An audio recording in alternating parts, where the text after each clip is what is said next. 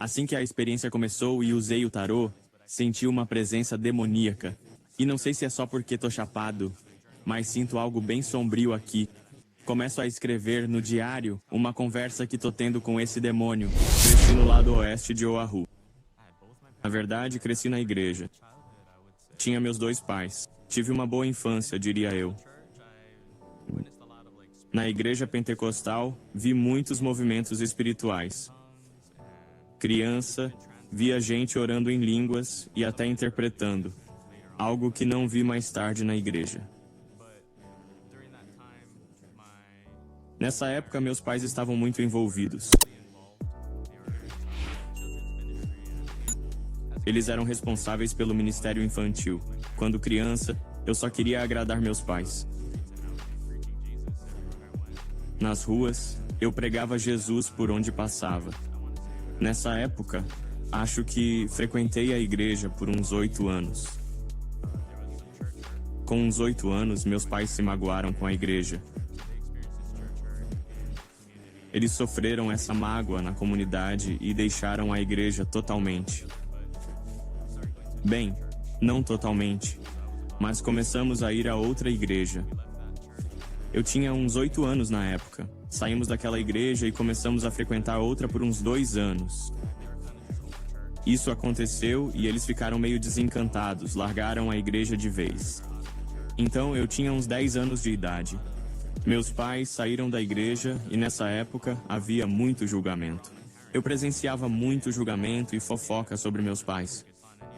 Mas pra mim, criança, eu nem ligava pra isso tudo. Eu só queria brincar com meus amigos. Ficamos uns 2 anos sem ir à igreja. Meus pais procuravam uma escola para mim e optaram por uma particular. Fui para uma escola católica por 1 ano e depois para uma cristã. Foi assim que eles voltaram para a igreja. E começamos a frequentar aquela igreja. Fiz muitos amigos. As crianças da escola eram as mesmas da igreja. Então eu estava sempre nesse ambiente. E eu adorava ir à igreja porque via meus amigos.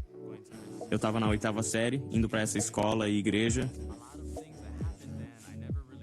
Muita coisa que rolou na época, só fui notar depois, mas comecei a me envolver no ministério.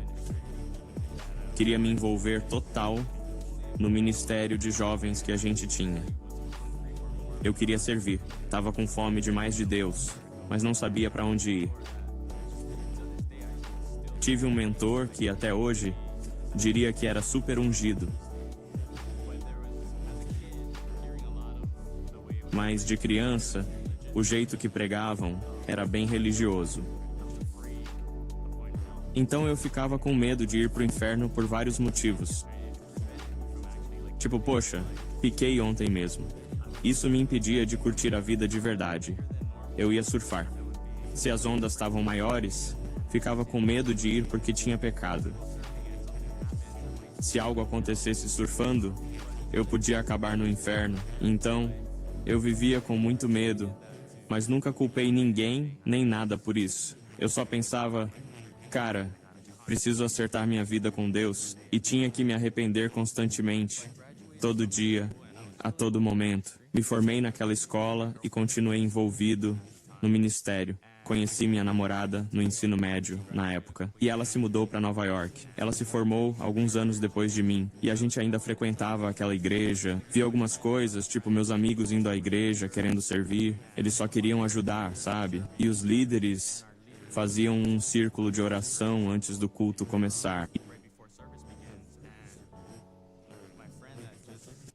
Meu amigo recém-chegado à igreja foi chamado naquele dia. Eles sabiam o que estava acontecendo em nossas vidas. Chamaram-no. Éramos do último ano. Acho que ele ainda lutava contra muita luxúria e outras coisas. Eles o confrontavam dizendo: alguém aqui dormiu com uma garota ontem à noite. E eles sabiam quem era. Diziam: se não se apresentar, vamos expô-lo a todos os voluntários aqui. Achei errado, mas pensei: bem, o Senhor precisa revelar isso a todos. Eu tinha a impressão de que era assim que as coisas funcionavam. Continuei indo à igreja. Minha namorada se formou e se mudou para Nova York. Então, eu a segui para Nova York. Na época, eu nunca bebia nem fumava. Eu era um garoto bem comportado, digamos assim, querendo me envolver no ministério, nunca bebia ou fumava. Mas ir para Nova York mudou tudo.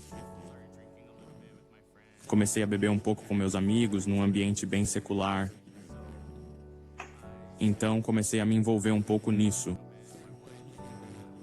Minha esposa, quer dizer, minha namorada na época, passava por uma fase de infidelidade.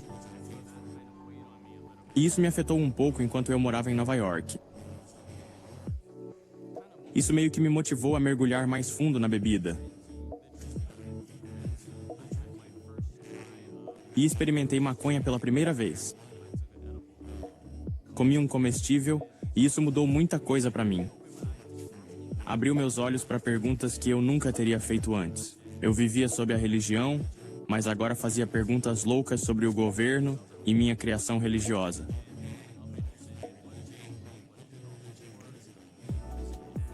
Qual o sentido de tudo isso? Para que serve? E depois de tentar isso pela primeira vez, algumas semanas depois, fui demitido do meu emprego em Nova York.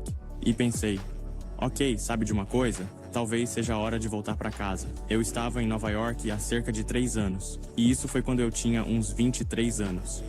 26, em Nova York, só me envolvendo com drogas, álcool, volto e viro um maconheiro. Fumando o tempo todo. Meu irmão sempre fumava no ensino médio. Lembro que brigava com ele porque eu era o bom garoto. E ele voltava chapado. E eu dizia, mano, o que tá fazendo? Estávamos na casa da mãe e eu brigava com ele. Mas agora estou em casa e experimentei. E agora digo, mano, vamos fumar. E aproveitávamos cada chance para fumar. Perguntas começaram a surgir. Estou fazendo mais perguntas. Eu ia fumar com outro amigo meu. E quando fiz essas perguntas, ele disse, cara, acho que você tá pronto para ir além. Acho que você tá pronto para cogumelos. E aí eu pensei, beleza, sabe de uma coisa? Tipo, parece maneiro. É algo que sempre quis experimentar. Aí, uma noite tava fumando e ele fala, mano, por acaso tenho cogumelos. E eu falei, bora experimentar esses cogumelos. E ele já tinha feito antes. E ele fala, você tá pronto. Vamos nessa. Aí tomamos os cogumelos. Até esse ponto, sempre disse que Deus me achou nos cogumelos. Rolou uma experiência onde eu meio que derreti. Sem ficar muito louco, vi as linhas do meu corpo sumirem.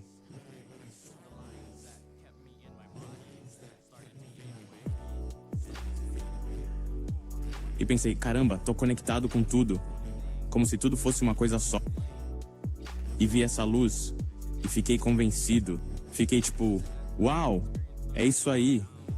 Isso é tudo. Quando a onda passou, só ficou uma paz. E pensei, como faço pra ficar aqui? Tipo, como permaneço nesse lugar? Porque essa experiência vai chegar ao fim. Eu quero ficar aqui o tempo todo. E isso me lançou numa jornada de busca constante. Minha vida normal, trabalho, nada importava tanto quanto achar a verdade e como ficar nesse estado.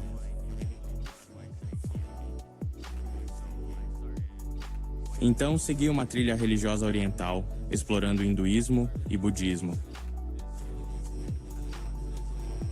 Na época, ainda usava cogumelos de vez em quando. Experimentei DMT, foi uma loucura, mas não rendeu nada.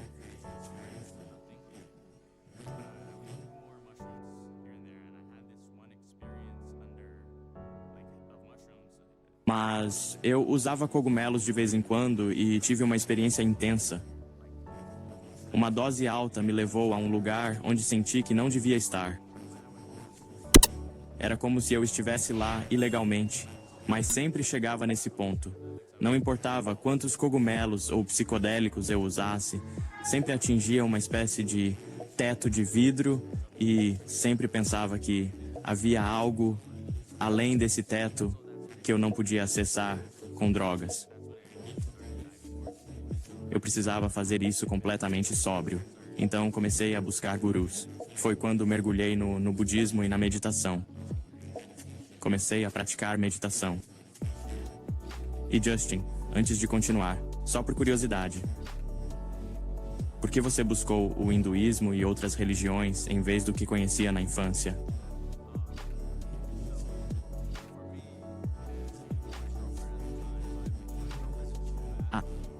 Para mim e minha namorada na época.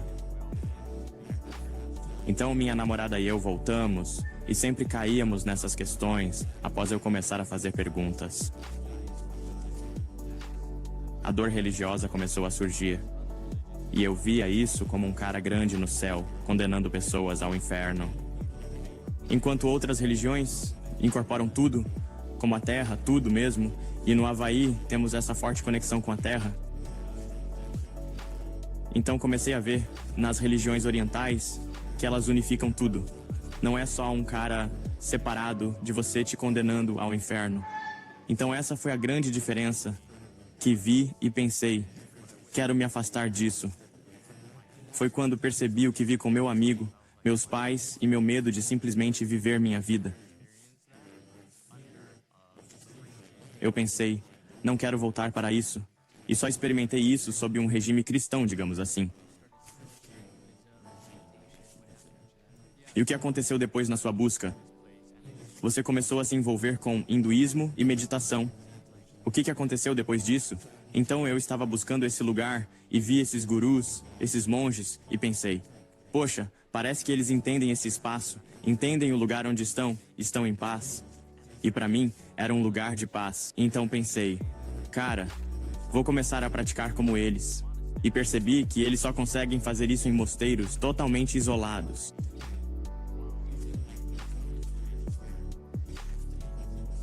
Não podiam funcionar continuando nesse espaço. E eu achei isso muito legal. E talvez um dia eu me torne monge.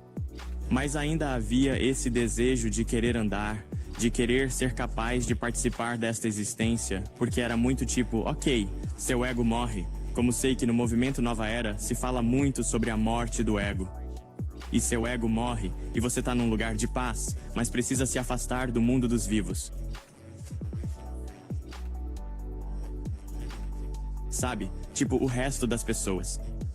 Eu pensei, não, deve ter um jeito de viver assim e ter essa paz. Na época falava-se muito sobre consciência de Cristo. E amar as pessoas, mas nunca incluía um Cristo encarnado. Minha namorada e eu brigávamos muito, e eu tinha acabado de pedir ela em casamento em 2018. Acho que foi 2017, 2018. E a gente estava tendo essas conversas, sabe? Eu estava nesse caminho iluminado e ela falando de criar os filhos no cristianismo, me ofendia muito.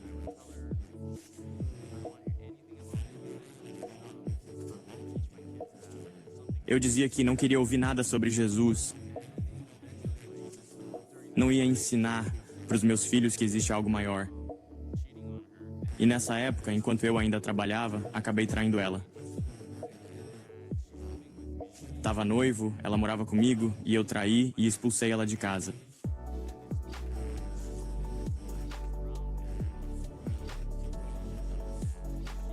Comecei a namorar essa outra garota, super envolvida com tarô e cristais.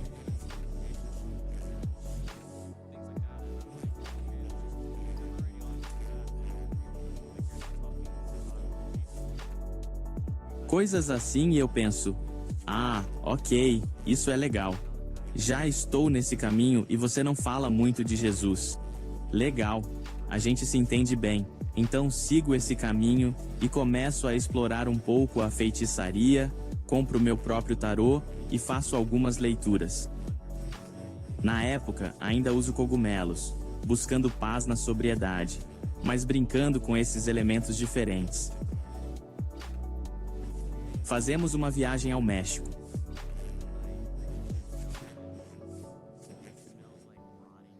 Estamos no quarto e no meio da noite sinto um cheiro. Cheira a carne podre.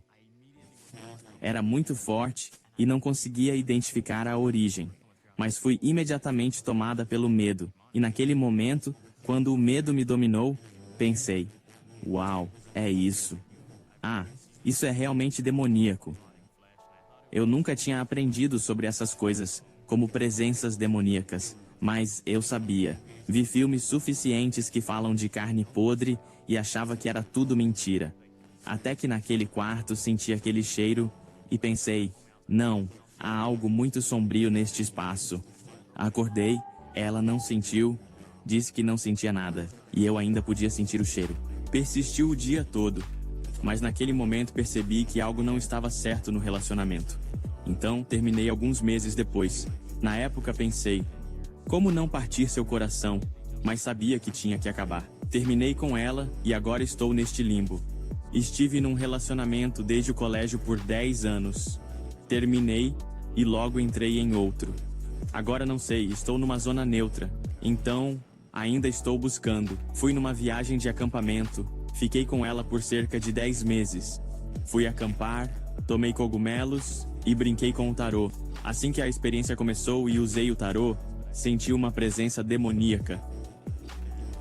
E não sei se é só porque tô chapado, mas sinto algo bem sombrio aqui.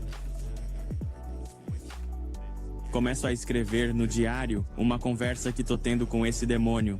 E a gente tá conversando. Escrevo as respostas dessa entidade e as minhas próprias.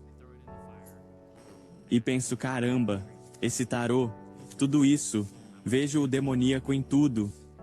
Jogo no fogo e ele fica maluco, mudando de cor. E tô sob efeito. Fico tipo, meu, essa é a parada mais louca que já vivi. Aí sinto que preciso ligar pra ex que traí e pedir em casamento. E penso, cara, não vou ligar pra ela. Tipo, isso é muito errado. Mas é como se dissesse, se quer dormir, tem que ligar. Então ligo pra minha mãe, pego o número. E começo a ligar. Ligo umas 40 vezes. Ela não atende. E o pensamento na minha cabeça agora é tipo, bem, você fez sua cama. Agora você tem que deitar nela. E você tem que deitar com esse demônio agora. E eu estava bem com isso. Eu pensei, bem, é isso aí. Então vou só deitar aqui e acordar amanhã. Ela me liga de volta, a gente se reconcilia. Ela diz que esteve orando por mim o tempo todo. Na hora eu tô de boa, pois experimentei essa consciência crística. Então agora tô tranquilo. Tô de boa que ela ainda é super cristã. Tô bem com isso agora. Tipo, se quiser criar meus filhos assim, eu entendo a consciência crística.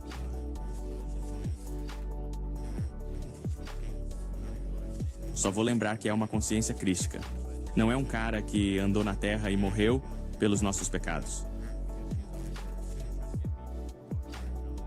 Mas ela me apoiou nessa fase porque ia à igreja e tentava me levar. E eu dizia, não preciso ir à igreja. Para mim, igreja era ir à praia, fazer trilhas. Era simplesmente estar na natureza. Minha experiência do sobrenatural era na natureza. Um dia, ouço ela tendo estudo bíblico. Isso foi durante a pandemia. E ouço ela no grupo pequeno dela. Ouço o líder dela falando da marca de Deus. Como estar na natureza e que Deus e sua presença estão em todo lugar. E eu pensei, uau, não conheço esse tipo de cristianismo. Só conheço o grande homem no céu, mandando gente pro inferno. Então só escutei e fiquei um pouco mais curioso sobre o que era aquilo.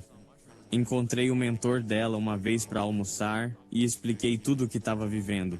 Falei para ele, cara, tudo é uma coisa só, mano. Tive essa experiência com cogumelos e é isso aí. Mas ele só me acolheu, sem julgar. E eu esperava isso. Fui na defensiva, pensando em esclarecer esse cara cristão. Ele não se abalou, não me julgou, só me acolheu naquele momento. E eu fiquei tipo, ah, ok. Na hora pensei que nada resultou disso porque não consegui convertê-lo. E comecei a ir à igreja com ela. O pastor falava de um cristianismo totalmente diferente do que eu conhecia. Foi um processo gradual. Então peguei Covid. Na época eu ainda fumava. Peguei Covid e ficava ouvindo sermões. Naquele tempo estávamos em quarentena. Ficávamos isolados nos quartos, ouvindo sermões o dia todo. Ouvindo os sermões, quis parar de fumar, mas saí para fumar um baseado.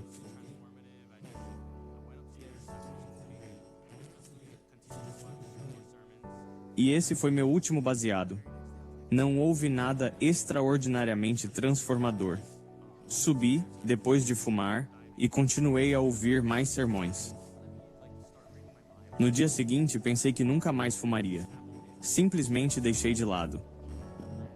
Depois dos sermões, comecei a ler a Bíblia com mais atenção. Ainda não tinha me entregado completamente. Ainda tenho todas essas reservas sobre a terra. Foi aí que comecei a mergulhar mais na minha cultura. Senti Deus me guiando a explorar minha cultura, mas não estava totalmente entregue. Ia à natureza e me conectava com minha cultura, mas ainda brincava com os elementos. Aqui no Havaí, os elementos têm um papel muito importante. Somos alimentados pela terra.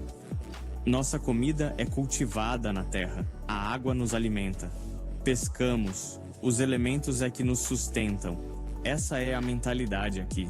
Muito disso estava enraizado em práticas pagãs, onde os elementos nos proviam.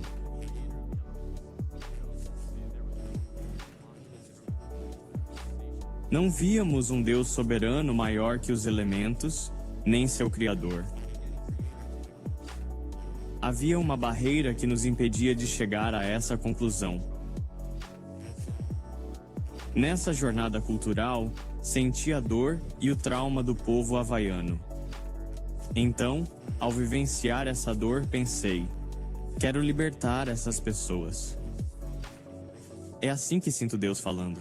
Ele diz: quero libertar essas pessoas. E só ouvi isso repetidamente.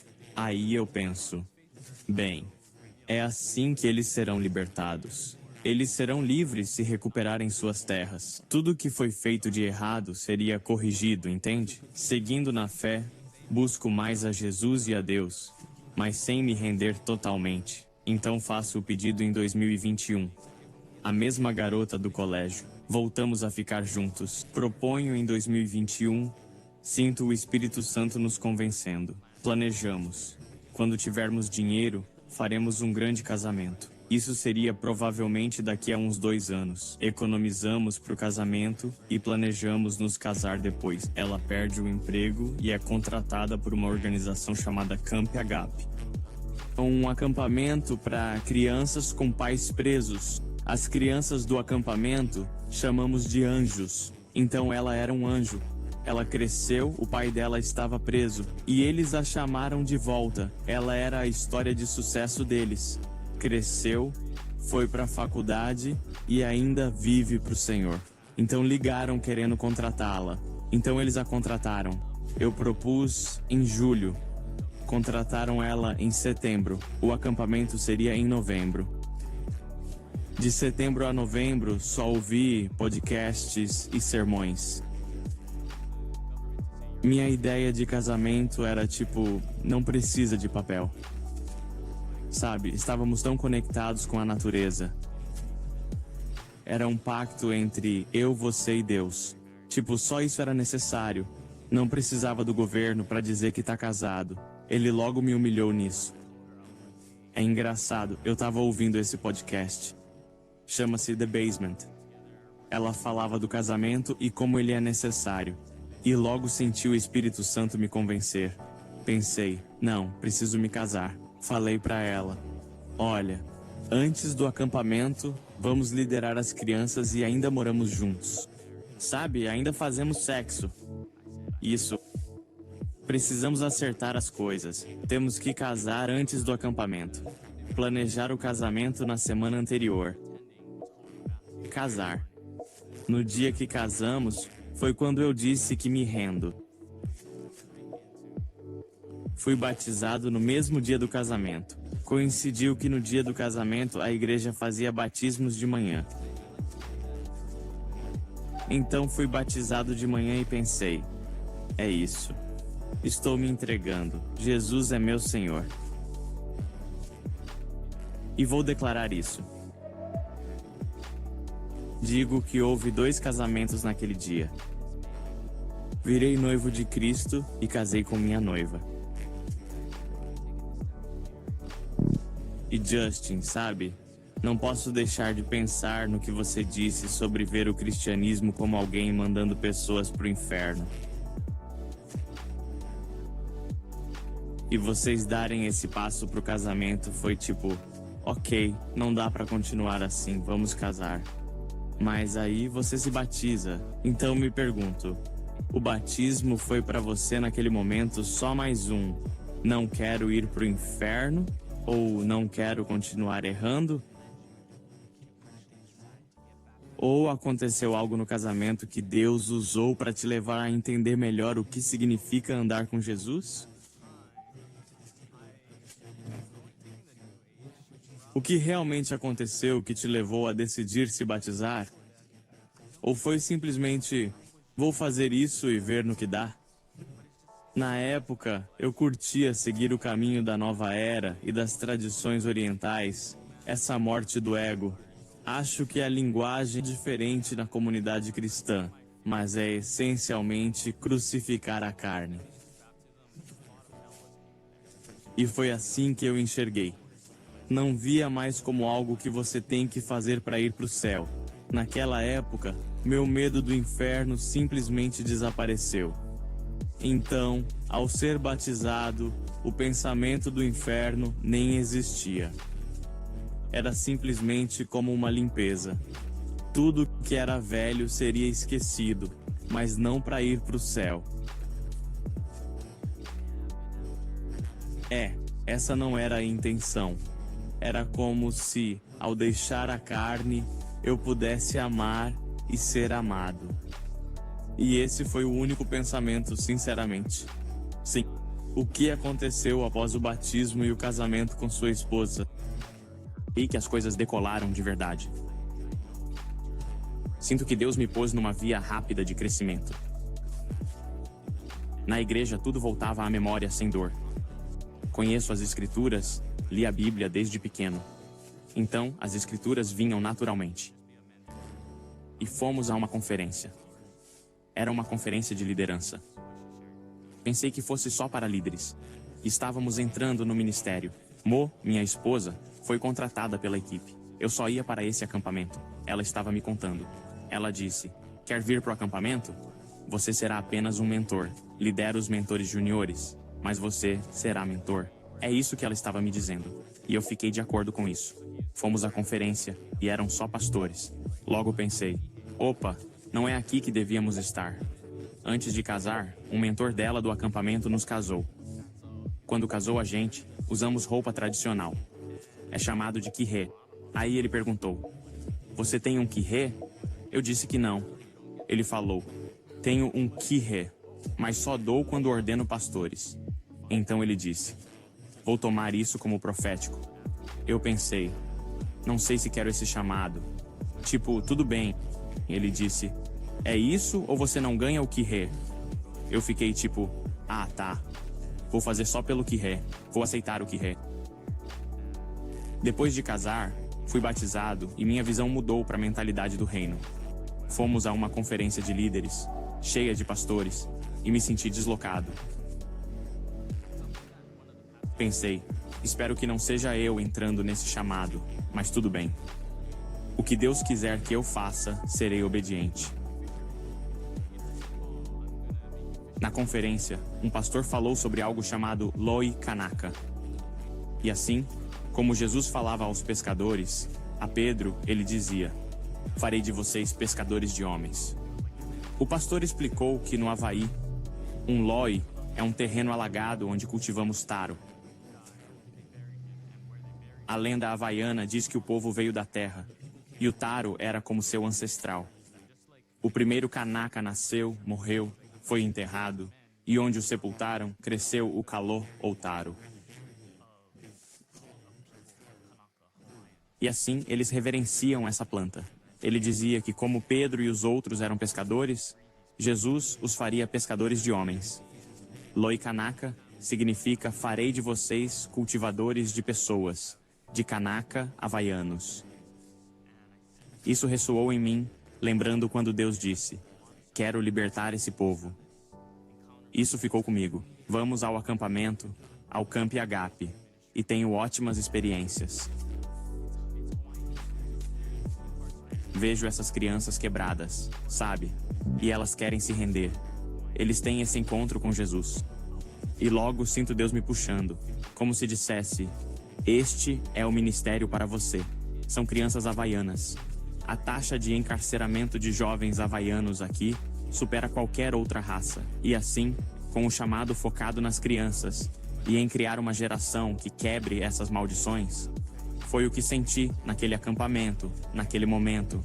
Pensei que tinha me rendido no batismo, mas aquilo era me render à vontade dele. No acampamento, foi me render ao chamado. Foi quando pensei: ok, você me chama para ser pastor? Está me chamando para liderar? Se este é o ministério, agora me rendo ao seu chamado para a minha vida. E foi nesse momento que eu disse: é isso. Na semana seguinte, não falei nada, mas os pastores viram como eu interagia e disseram: queremos você na equipe. Então eles me contrataram. Agora minha esposa e eu lideramos essas crianças. Eles tiveram essa ótima experiência no acampamento. E agora para onde vamos daqui? Você tem essa experiência incrível, mas tem que voltar para suas casas problemáticas. Nosso trabalho é criar um programa pós-acampamento para nutrir a fé das crianças. Esse é nosso trabalho e estou buscando minha licença de pastor. Esse é o estado atual em que estamos. É o momento presente. Justin, quem é Jesus para você? Liberdade e esperança. Meu Salvador, Rei, tudo. O que diria a quem pratica hinduísmo, meditação, tarô, coisas que você já fez? O que diria para quem está assistindo agora? Ainda é baseado em obras. Creio que Deus chama quem pratica isso para um espaço de liberdade aqui. Como se Ele chamasse você para casa, na terra. Cristãos esperam morrer, mas há uma experiência do céu aqui. Há um limite até entrar pelo caminho e viver tudo o que Ele tem para você. Embora todas as outras formas de entrar sejam ilegais, Ele nos chama para entrar e viver em união com Ele legalmente. Justin, pode orar pelos que assistem seu testemunho e buscam uma relação com Deus, ou estão cansados da situação, ou se identificam com coisas do seu passado e querem receber Jesus e viver uma vida com Ele? Pai Celestial, agradeço por este momento e oportunidade.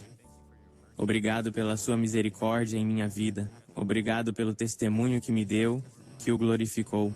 Libero este testemunho a todos que ouvem, que te encontrem, que entres em cada lar, em cada lugar de onde escutam. Que te encontrem, Pai, enquanto se exercitam, e reveles liberdade a eles.